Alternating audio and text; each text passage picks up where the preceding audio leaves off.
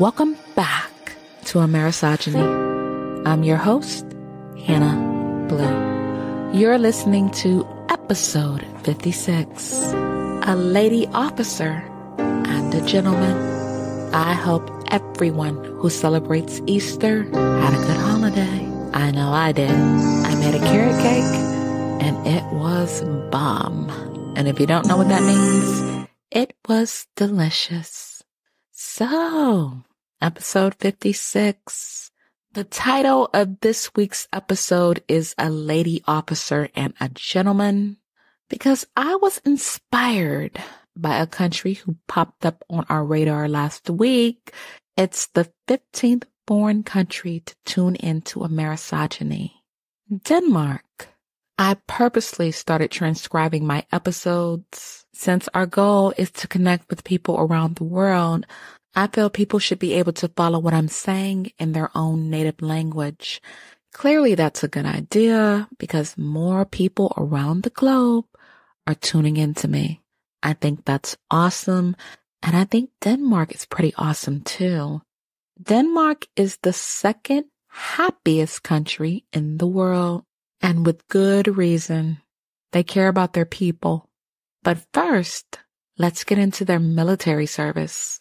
For the first time in history, Denmark is going to start conscripting women for military service.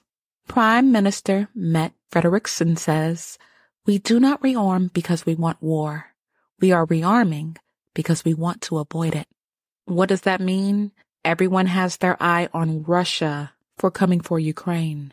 According to Defense Minister Poulsen, more robust conscription, including full gender equality, must contribute to solving defense challenges, national mobilization, and manning our armed forces. Beginning in 2026, Denmark will be the third nation in Europe, right behind Norway and Sweden, to require women to serve in their military.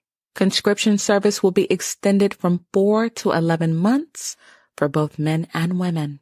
Now, Denmark is a supporter of Ukraine, and it seems like they're preparing themselves in case Russia comes for them.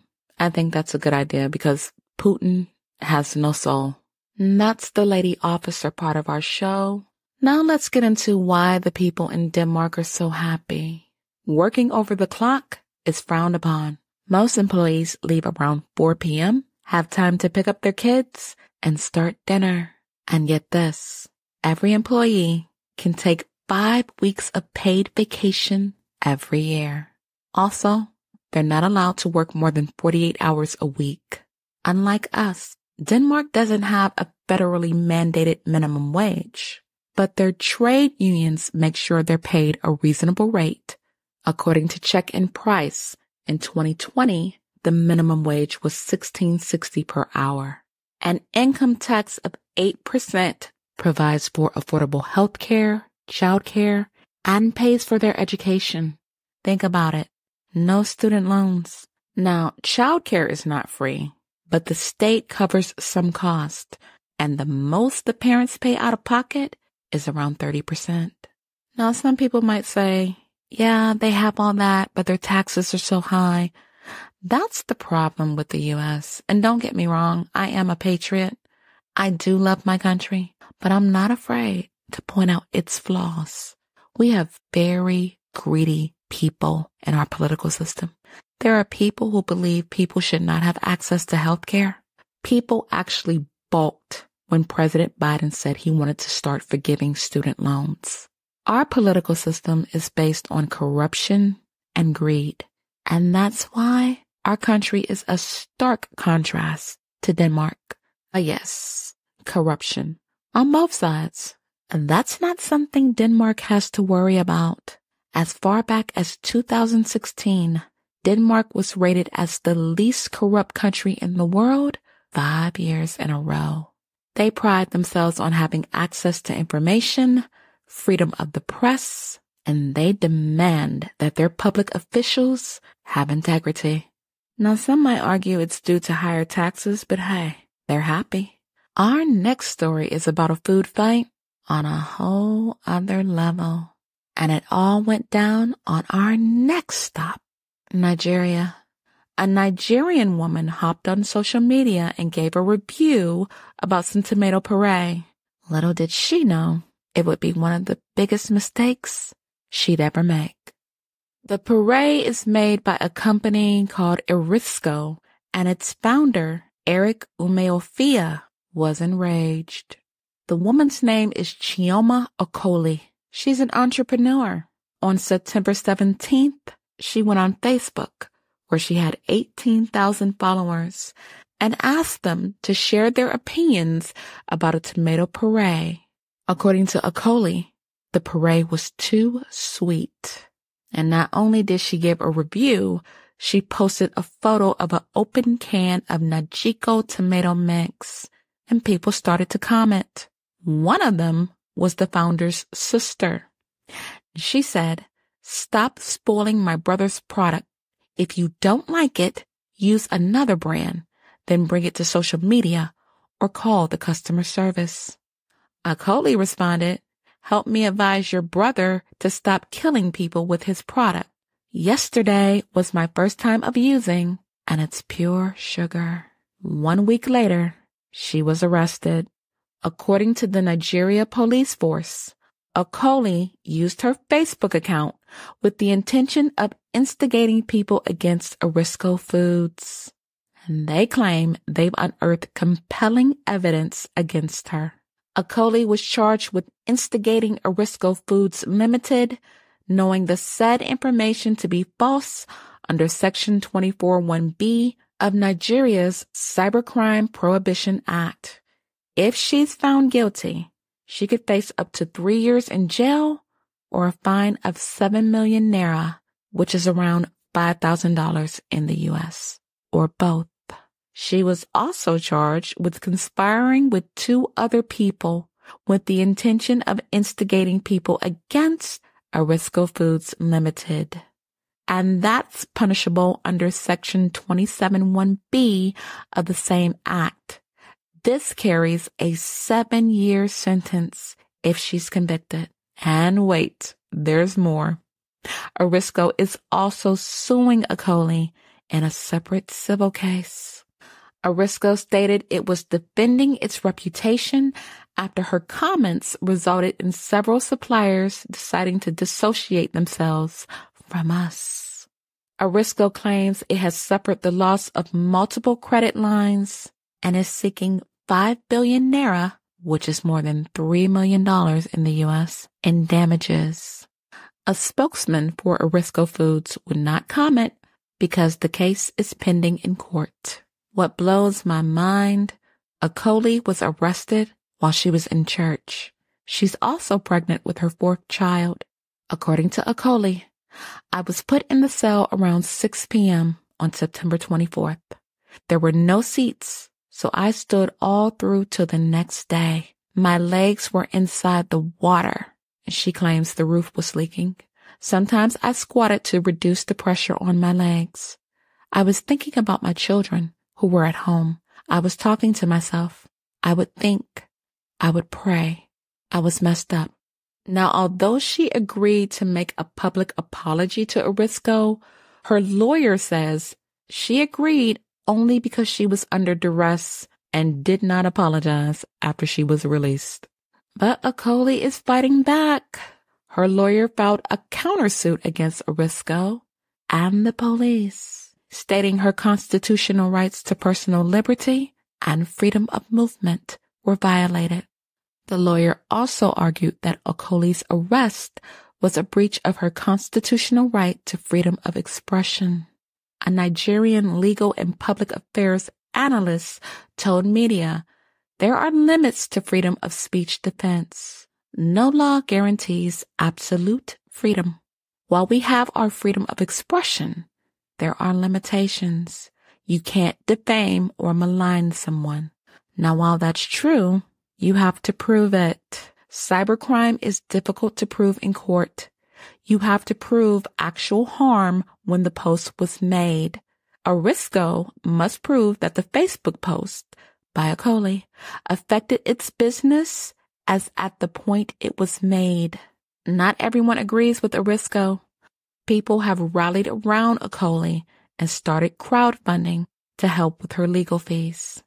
According to Amnesty International Nigeria, harassment and intimidation of Chioma Okoli must end now. People online have called for a boycott of Arisco's products, and there have even been protests at Arisco's Lagos facility. But its founder, Eric Umiofia, is not backing down. He says he isn't dropping the lawsuit against Okoli, and he would rather die than allow someone to tarnish my image I worked 40 years to grow. That is one pissed off man. Well, I believe in freedom of expression. Now, if she did try to harm his business, then that's evil. But if she didn't, they're going to have to let her go. We'll just have to wait and see what happens. Now, another lady of color hopped on social media to spread love and positivity, as she always does. And people are giving her the love right back. She is Tabitha Brown. Let's go back to the U.S. and hear about this story. Tabitha Brown wants to bring back real bodies, and I'm all for it. These AI filters on Facebook are so creepy. I support real bodies over animated ones any day. Tabitha is cool because she's always posting things to lift your spirits and improve your mental health. She made a post on Instagram encouraging every woman to move your body for at least 30 minutes a day for 30 days.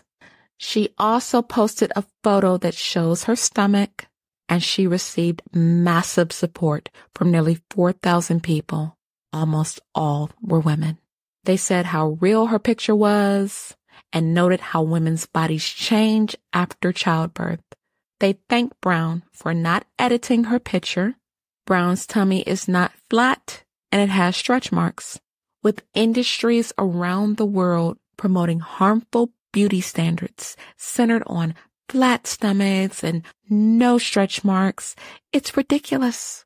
Not every woman has the body of a supermodel. And guess what? Not every woman should. Someone posted, Auntie Tab bringing real bodies back. I love to see it. And so do I. Another posted, I'm in. Teared up seeing a real I had some kid's stomach like mine. Your intentional transparency is a blessing. And another posted, you just gave me the biggest boost because I'm learning to love my stomach the way it looks. I don't have one bad thing to say about Tabitha Brown. She is always for love and positivity and support. Keep going, Mrs. Brown. Continue boosting the mental health of women. You are so needed. Now, I said I'd talk about a gentleman, but I found two for this episode, and one of them lives on our next stop, Colombia.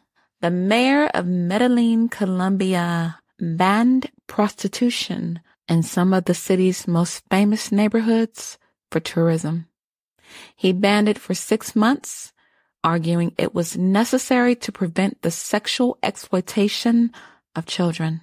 Federico Gutierrez is the mayor of Medellín, and he says the ban will be enforced in Provenza and El Poblado.